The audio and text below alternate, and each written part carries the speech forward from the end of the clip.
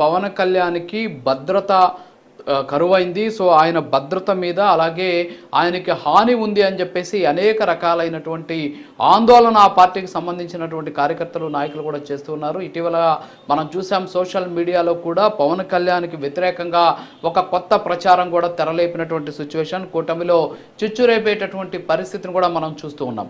అయితే ఇప్పుడు పవన్ కళ్యాణ్ గారు ఎక్కడికి వెళ్ళినా సరే ప్రస్తుతం అక్కడ ఈ భద్రతాపరమైనటువంటి లోపాలన్నీ కూడా బయటకు వస్తూ ఉన్నటువంటి సిచ్యువేషన్. సో ఏమంటారు మీరు?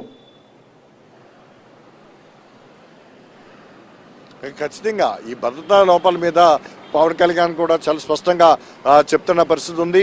ఆయన ఆ విషయాలు కూడా ఆయనే బయటపెడుతుంటే తప్ప పోలీసులు కూడా ముందుగా గుర్తించలేని పరిస్థితి కూడా పలు సందర్భాల్లో చోటు చేసుకుంది.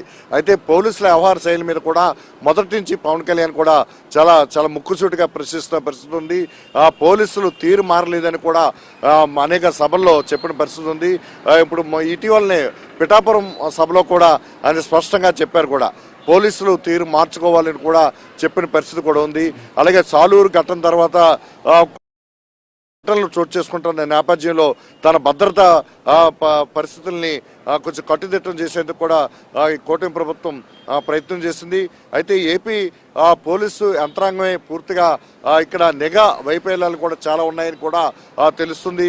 ఎందుకంటే ఈరోజు ఎవరి అనుమతి లేకుండా ఎవరి ప్రమేయం లేకుండా ఒక డ్రోను జనసేన పార్టీ కార్యాలయం పైన ఎగిరిందంటే దాదాపు 20 నిమిషాల పాటు చక్కర్లు కొట్టిందంటే దీనికి కారణం ఎవరు, అసలు ఎవరు ఈ డ్రోన్ పంపించారనేది ఇప్పుడు పెద్ద చర్చనీయాంశంగా మారింది. ఇది పవన్ కళ్యాణ్ భద్రత విషయంలో చాలా ప్రశ్నలు తలెత్తేలాగా చేస్తుంది. గతంలో ఫోన్ చేసి పవన్ కళ్యాణ్ని నేను చంపేస్తామని చెప్పేసి కూడా ఒక అగంతకుడు ప్రశ్నించిన పరిస్థితి ఉంది, బెదిరించిన పరిస్థితి ఉంది. అలాగే ఓం మంత్రికి కూడా ఫోన్ చేసిన పరిస్థితి ఉంది. ఆ విషయాన్ని కూడా బయటికి వచ్చిన పరిస్థితి ఉంది. అలాగే తిరుపతిలో పవన్ కళ్యాణ్ పర్యటనప్పుడు కూడా కొన్ని లోపాలు బయటపడ్డాయి. అలాగే కాకినాడ పోర్టు పర్యటనలో కూడా లోపాలు బయటపడ్డాయి.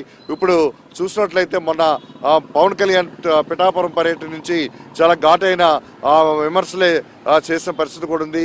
పోలీసులు భద్రతా ప్రమాణాలు. Thank you Sriramurthy, thank you. So ప్రస్తుతానికి మనం డిబేట్లోకి వెళ్దాం. సో వాస్తవంగా ఈరోజు